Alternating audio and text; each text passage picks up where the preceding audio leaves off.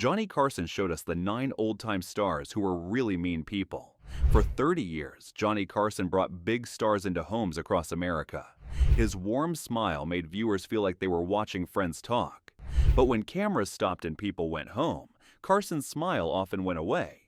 People who worked with him said America's favorite host kept a list in his head of guests he thought were truly awful people.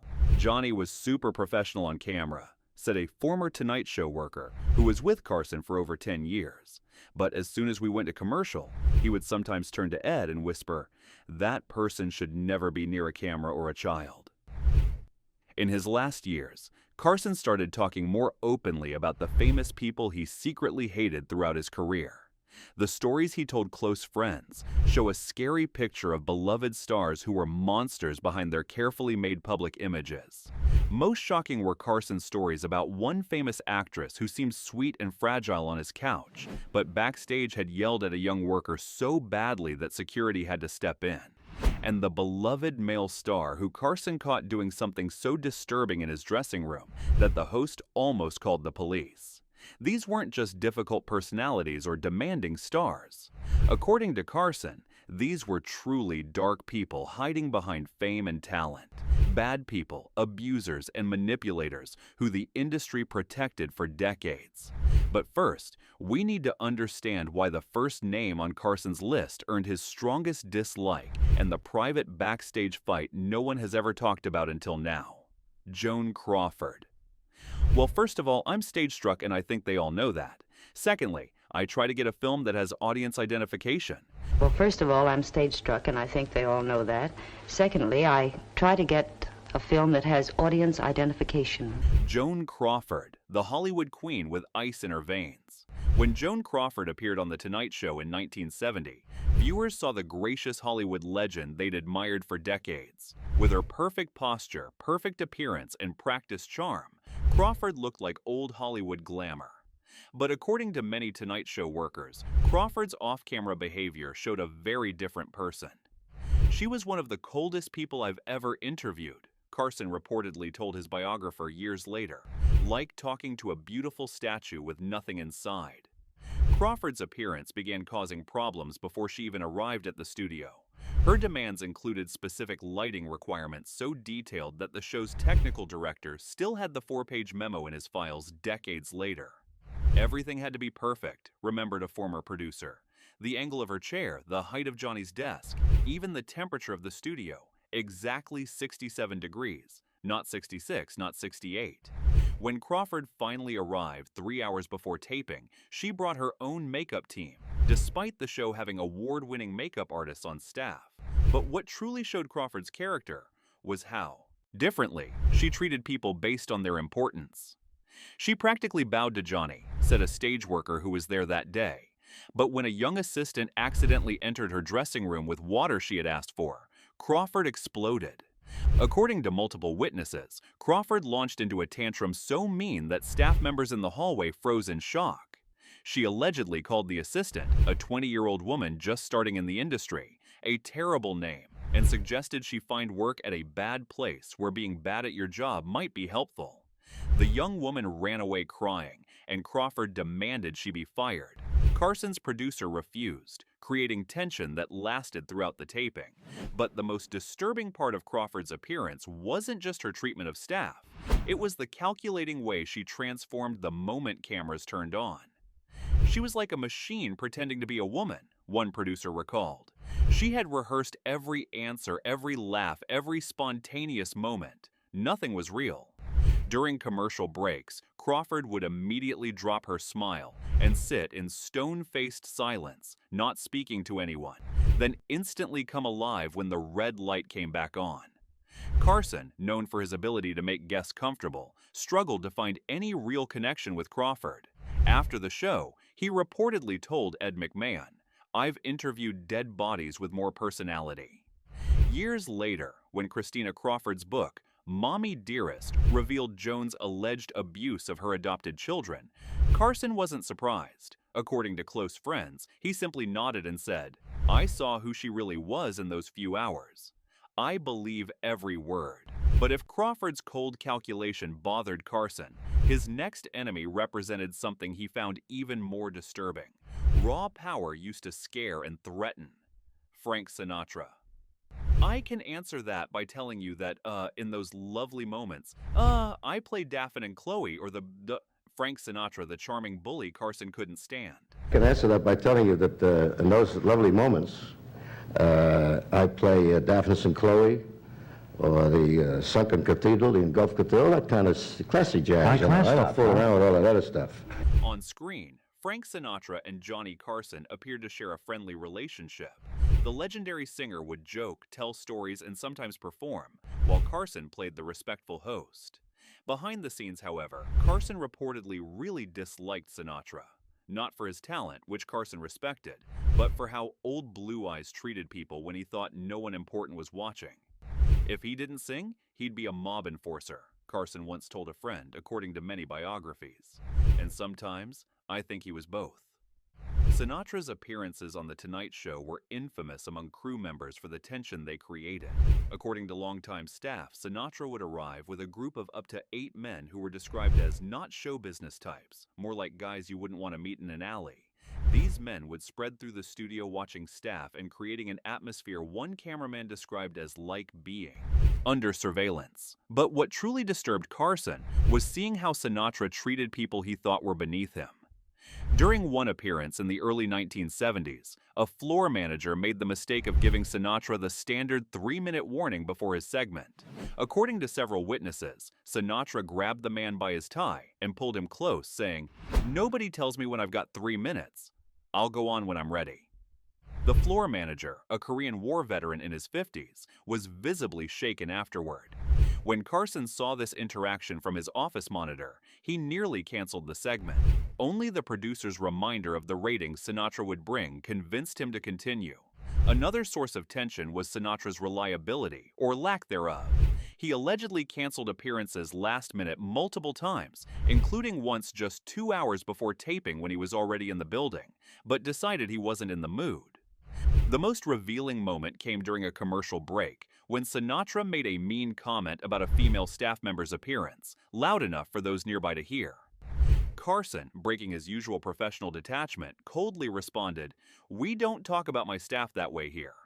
The tension was obvious, with Sinatra visibly surprised that anyone, even Johnny Carson, would challenge him. When the cameras returned, both men maintained their professional faces, but crew members noticed Carson's questions became notably shorter and less engaged. After that appearance, Carson reportedly told his producer, "I don't care what his ratings are. Limit him to once a year maximum." What makes this particularly important is that Carson rarely involved himself in booking decisions and almost never banned guests outright. For him to restrict Sinatra's appearances said a lot about his personal dislike for the singer's behavior. While Sinatra represented the bullying side of celebrity power, Carson's next problematic guest showed a different kind of difficult: the overwhelming ego that recognized no boundaries or formats, Orson Welles. Now, the argument against what I'm saying is that the world is full. All the best young directors are soaked. The argument against what I'm saying is that the world is full. All the best young directors are soaked in films. Orson Welles, the genius who thought rules were beneath him. Orson Welles appeared on The Tonight Show multiple times during the Carson era, always creating memorable television with his booming voice, larger-than-life presence, and remarkable stories from his amazing career. Viewers at home saw a charming, brilliant storyteller.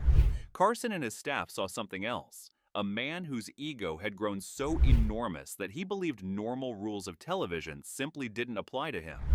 "Never again," Carson reportedly said after one particularly difficult Welles appearance. "That guy thinks he's still running Rome." The problems typically began before Welles even arrived at the studio. According to Tonight Show writers, Welles routinely dismissed any prepared questions or topics Carson's team had developed. "He told us our questions were boring and obvious," one former writer recalled. "He literally crossed them all out and handed back an empty page." This put Carson in the uncomfortable position of having to interview one of cinema's most important figures with no preparation or framework, a particular challenge given Welles' tendency to launch into lengthy wandering stories that were difficult to edit for time. During one appearance in the mid-1970s, Wells was scheduled for a 7-minute segment. He stayed on the couch for nearly 25 minutes, ignoring multiple subtle hints from Carson that it was time to wrap up. Johnny had a series of signals he would give guests when time was running short, a director explained. Wells saw them all and just kept talking. We had to drop 2 other guests entirely. Wells's behavior towards staff was equally dismissive. He reportedly refused to speak directly to production assistants, instead addressing them in the third person, even when they were standing right beside him. "Tell the girl I need more water," or "ask the boy to adjust the light." What particularly irritated Carson, according to those who knew him well, was Wells's habit of treating The Tonight Show as if it were his own personal platform rather than Carson's program. Orson would bring props, change topics without warning, and even attempt to direct camera shots from his seat, a former producer explained. He once actually stood up and tried to tell our camera operators which angles to use. Johnny was livid. After one particularly challenging appearance, Carson reportedly told Ed McMahon, "Genius doesn't excuse everything. Being brilliant doesn't give you the right to hijack someone else's show." Carson, himself a perfectionist about television production, found Wells's disregard for the medium's constraints especially annoying. Though he maintained public respect for Wells's immense contributions to film, privately, he began to view him as a warning story of what happens when talent is eclipsed by ego. While Wells represented the challenge of containing an oversized personality, Carson's next difficult guest brought a different problem: unpredictable behavior that could quickly turn hostile. Bette Davis. Spelled out in light bulbs. I mean, besides something called a temperament, which consists most. Spelled out in light bulbs, I mean. Besides something called a temperament, which consists mostly of swooping about on a broomstick and screaming at the top of my voice.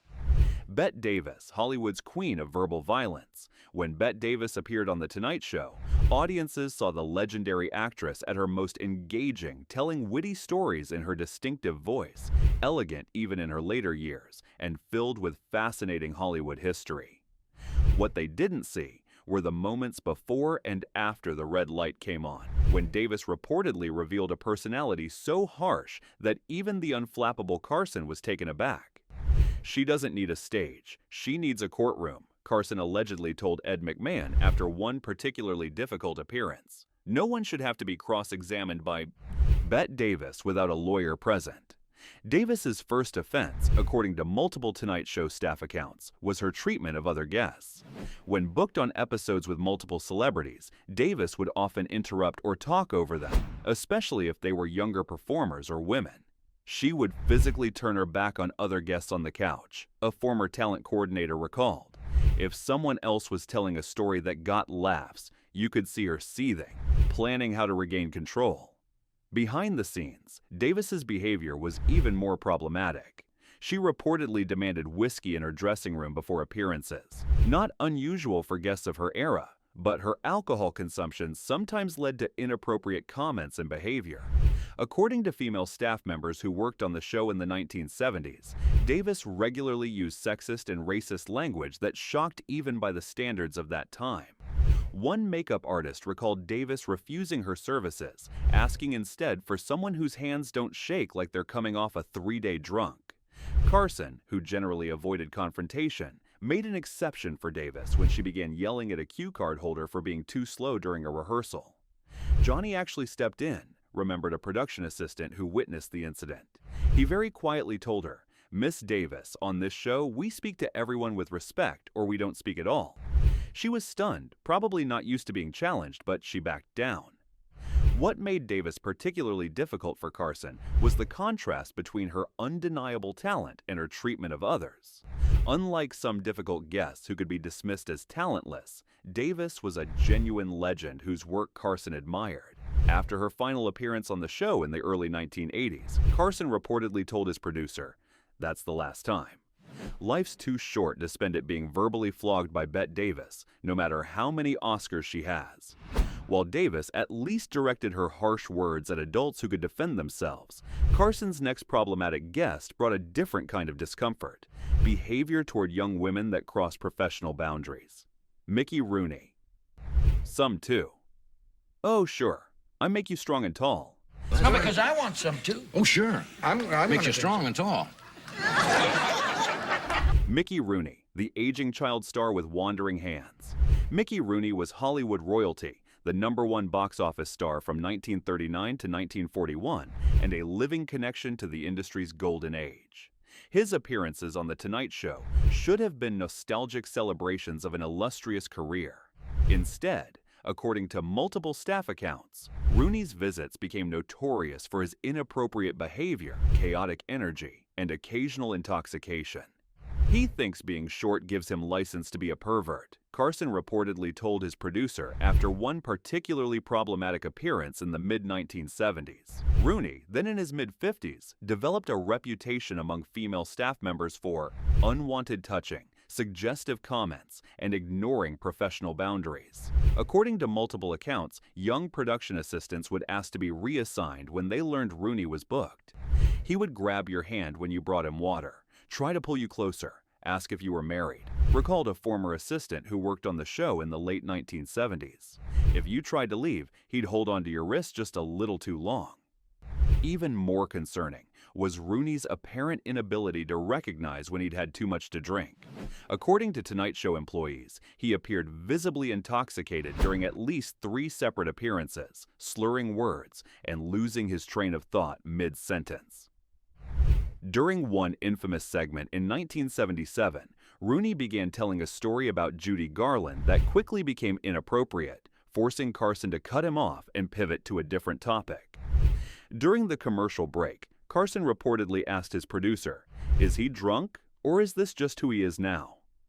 What made Rooney particularly difficult for Carson was the generational gap in understanding what constituted appropriate behavior. Born in 1920, Rooney came from an era of Hollywood where certain conduct toward women was commonplace, if not condoned. Johnny was no prude, but he had clear lines about professional conduct, explained a director who worked on the show for many years. Rooney seemed genuinely confused when called out on his behavior, like he didn't understand why it was a problem.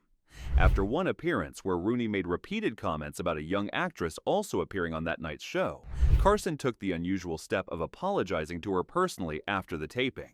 "I've never seen Johnny so embarrassed by a guest's behavior," the director recalled. He told her, "That's not how professionals act on my show, and it won't happen again."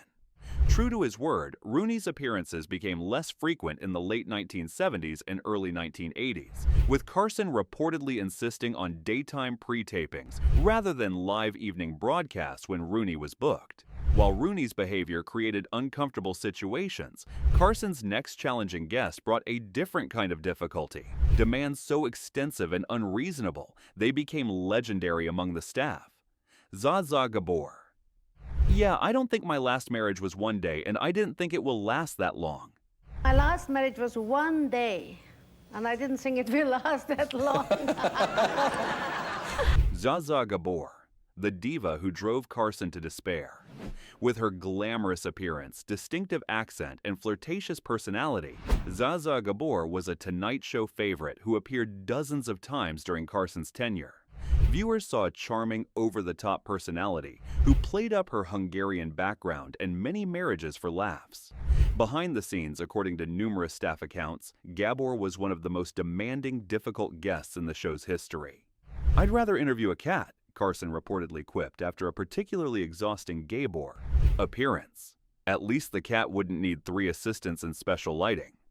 Gabor's demands began long before she arrived at the studio. According to former Tonight Show employees, her standard requirements included a specific temperature in her dressing room, 74 degrees, fresh flowers, orchids only, no carnations, a bottle of Perrier water with exactly 3 ice cubes, her own lighting technician flown in at the show's expense, and no female guests who were younger than 40 booked on the same episode.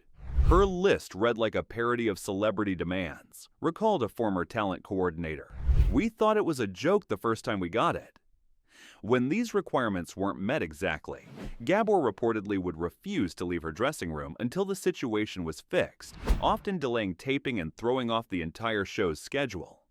One of the most infamous incidents occurred when Gabor arrived for a taping and discovered the makeup department didn't have her preferred brand of foundation. According to multiple witnesses, she got into a shouting match with the head makeup artist, demanding someone be sent to Beverly Hills immediately to purchase the correct product. Johnny actually had to intervene, a former producer remembered. He called her directly and said something like, "Zeja, honey, you look beautiful already, and we have a show to do.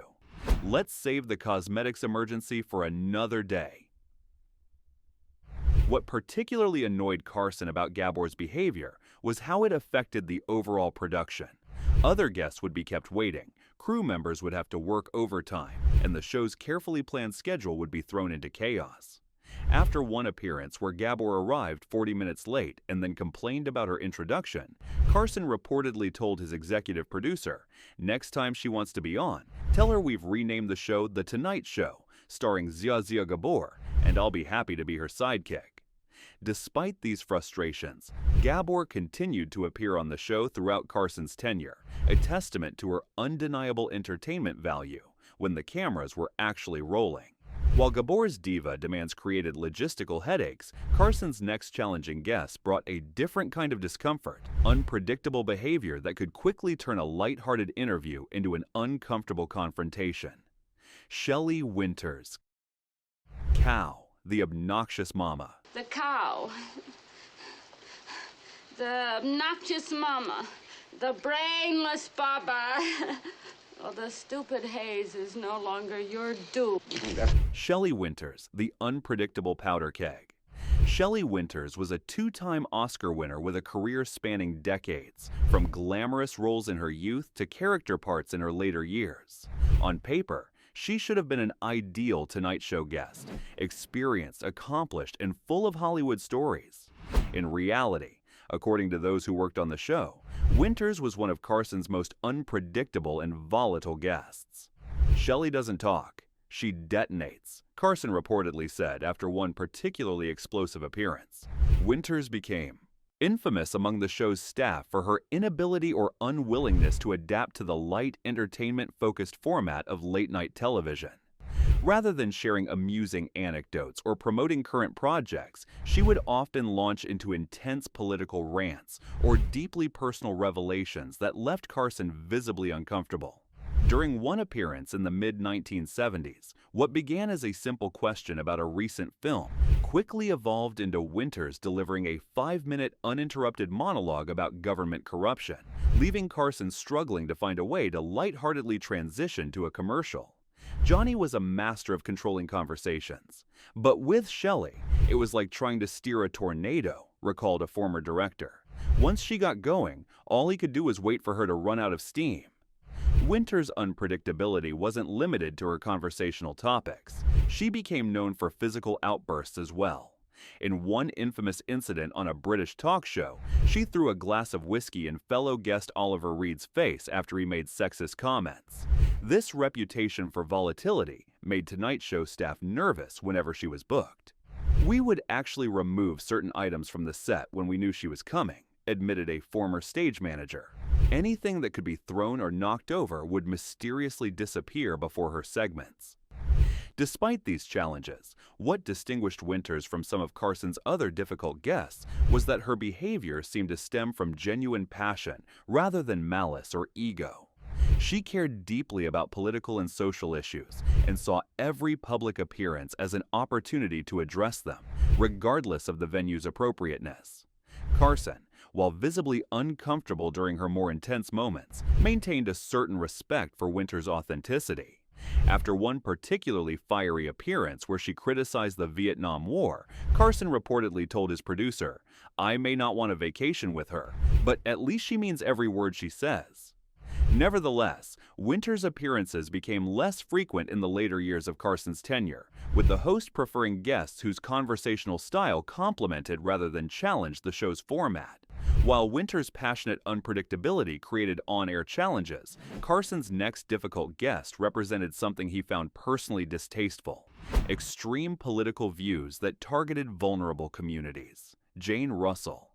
"I like big muscles and red core puzzles. I like a beautiful I like big muscles and red corpuscles. I like a beautiful hunk of man. Jane Russell, the star whose politics Carson couldn't stomach. Jane Russell was one of Hollywood's most iconic sex symbols of the 1940s and 50s, known for films like The Outlaw and Gentlemen Prefer Blondes. With her striking beauty and significant place in film history, she seemed like a natural recurring guest for The Tonight Show. Yet, after a few appearances in the early 1970s, Russell rarely returned to Carson's couch, a decision that, according to show insiders, stemmed from Carson's discomfort with her increasingly extreme political views and reported treatment of LGBTQ+ staff members. Carson, while personally a moderate Republican for much of his life, maintained a strict policy of keeping The Tonight Show relatively neutral on divisive political issues. Russell, however, reportedly used backstage interactions to express hardline conservative views that Carson found troubling.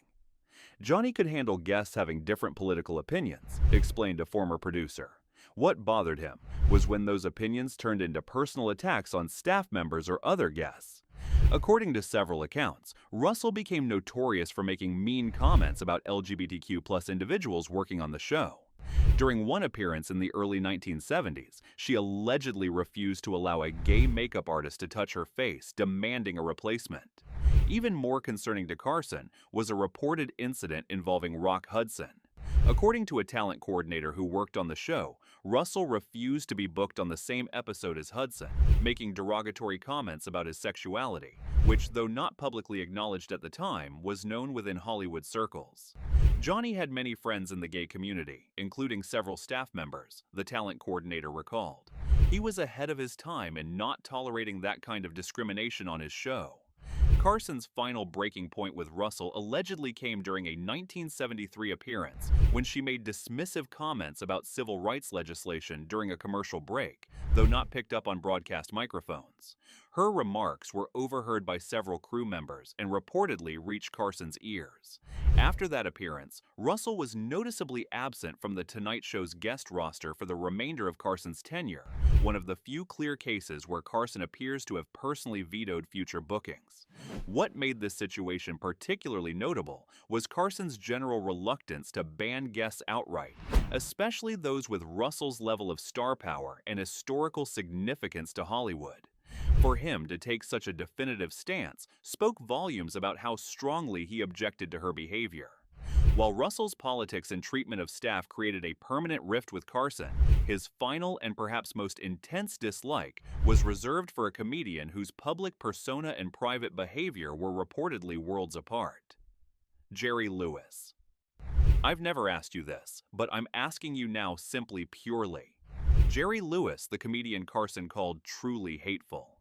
Jerry Lewis was one of America's most successful entertainers, a groundbreaking comedian, actor, director, and humanitarian known for his annual charity events benefiting muscular dystrophy research. His wild energy and physical comedy had made him a global star. Behind the scenes, according to numerous Tonight Show staff accounts, Lewis was also one of the most difficult, demeaning celebrities in Hollywood, a reputation that earned him a special place on Carson's personal blacklist. He's what happens when ego outruns talent, Carson reportedly told a colleague after a particularly troublesome Lewis appearance in the mid-1970s. Unlike some difficult guests who saved their worst behavior for underlings, Lewis reportedly made no secret of his disdain for Carson himself. During one infamous appearance, Lewis repeatedly talked over Carson, hijacked questions intended for other guests, and at one point, actually reached over and adjusted Carson's tie without permission, a move that visibly annoyed the normally unflappable host. Johnny hated people touching him without permission, a former producer explained. It was a well-known rule. You don't touch Johnny unless he initiates it. Lewis knew this and did it anyway as a power move. Lewis's treatment of crew members was allegedly even worse. According to several accounts, he would refuse to learn staffers' names, referring to them as "hey you" or by their function, camera guy, makeup girl, regardless of their experience or seniority. One particularly disturbing incident occurred when a camera operator reportedly coughed quietly during Lewis's rehearsal. According to multiple witnesses, Lewis stopped everything and launched into a tirade screaming that the cameraman was a professional who breathes like an amateur and demanding he be removed from the studio. Jerry screamed at a camera op for breathing loudly, confirmed a floor manager who was present. Not talking, breathing. The poor guy had allergies. What Carson found most objectionable about Lewis was the contrast between his public persona as a tireless champion for children and his private behavior toward people who couldn't benefit his career. The Jekyll and Hyde routine made Johnny's skin crawl, recalled a producer who worked closely with Carson. He'd watch Jerry cry on his telethon about loving children, then come to our show and treat people like they were subhuman. After Lewis's final appearance on The Tonight Show in the early 1980s, Carson reportedly told his executive producer simply, "Never again." Though Carson rarely banned guests outright, Lewis joined the small group of celebrities who were effectively blacklisted from the show during its final decade. Years later, when asked about Lewis at a private dinner, Carson reportedly said something that shocked those present with its uncharacteristic harshness. In a town full of phonies, he stands out as truly hateful, and that takes some doing. What Carson's blacklist reveals about Hollywood's true nature. Johnny Carson's private feelings about these 9 difficult guests, Joan Crawford, Frank Sinatra, Orson Welles, Bette Davis, Mickey Rooney, Zsa Gabor, Shelley Winters, Jane Russell, and Jerry Lewis, offer a rare, unfiltered glimpse into Hollywood's reality behind the carefully maintained facade of glamour and charm. Johnny saw everything, explained a longtime Tonight Show producer. For 30 years, every major star had to go through him to reach the American public. He knew who was genuine and who was faking it. What makes Carson's assessments particularly valuable is that he had no reason to exaggerate or invent negative stories. Unlike tabloid journalists or angry employees with axes to grind, Carson was at the absolute top of the entertainment industry. He had nothing to gain by criticizing these celebrities, and everything to lose if his honesty damaged relationships with potential guests. Johnny wasn't looking to make enemies, noted his former producer. Just the opposite. He wanted every interview to go smoothly. When he disliked someone, it was because they had made it impossible not to. Carson's unique position, part gatekeeper, part confessor to the stars, gave him an unparalleled perspective on celebrity culture. For 3 decades, stars revealed sides of themselves on his couch that they showed nowhere else, creating a bond of trust that made Carson's private judgments all the more significant. Perhaps most revealing is how Carson distinguished between guests who were merely difficult and those he considered truly problematic. He tolerated eccentricity, nervousness, even moderate ego. Understanding these came with the territory of fame. What he couldn't abide was cruelty, especially toward those with less power. Johnny had a simple test, recalled his longtime director. How did they treat the pages, the assistants, the guys working the cameras? That told him everything he needed to know about someone's character. In the years since Carson's death in 2005, many of his private opinions have been validated by broader revelations about these celebrities. Christina Crawford's allegations about her mother Joan, reports about Sinatra's connections to organized crime, and stories of Mickey Rooney's inappropriate behavior have all been backed up by multiple sources. This suggests Carson wasn't just being judgmental. He was recognizing genuine character flaws that Hollywood's publicity machine worked overtime to hide from the public. The most sobering aspect of Carson's blacklist is how effectively the studio system protected these celebrities, despite their behavior being known to industry insiders. Long before social media and cancel culture, stars could maintain perfect public images while behaving terribly in private, secure in the knowledge that the studios, networks, and publications all had money interests in maintaining their marketability. Today, one cell phone video could end a career, observed a former Tonight Show writer. Back then, someone could throw a chair at an assistant, and as long as they sold tickets, the story would never leave the building. As we look back on Hollywood's golden age with nostalgia, Carson's honest assessments serve as a valuable reminder that our cultural icons have always been fallible, complicated human beings, sometimes inspiring, sometimes disappointing, and occasionally truly disturbing behind their carefully crafted public personas. Johnny used to say, "The camera doesn't just add 10 pounds, it adds a layer of fiction, recalled his longtime producer. His greatest skill wasn't just interviewing people, it was seeing through that fiction to the truth underneath. Thank you for watching this exploration of Johnny Carson's most difficult guests. If you found this journey into television's golden age revealing, please like this video and subscribe for more deep dives into entertainment history. And if these Tonight Show revelations shocked you, wait until you see our next video exposing the beloved 80s sitcom, where cast members were secretly tormented by the child star, whose cute on-screen antics hid violent outbursts so severe that producers installed panic buttons on set. Click the bell icon so you don't miss this bombshell Hollywood expose dropping next.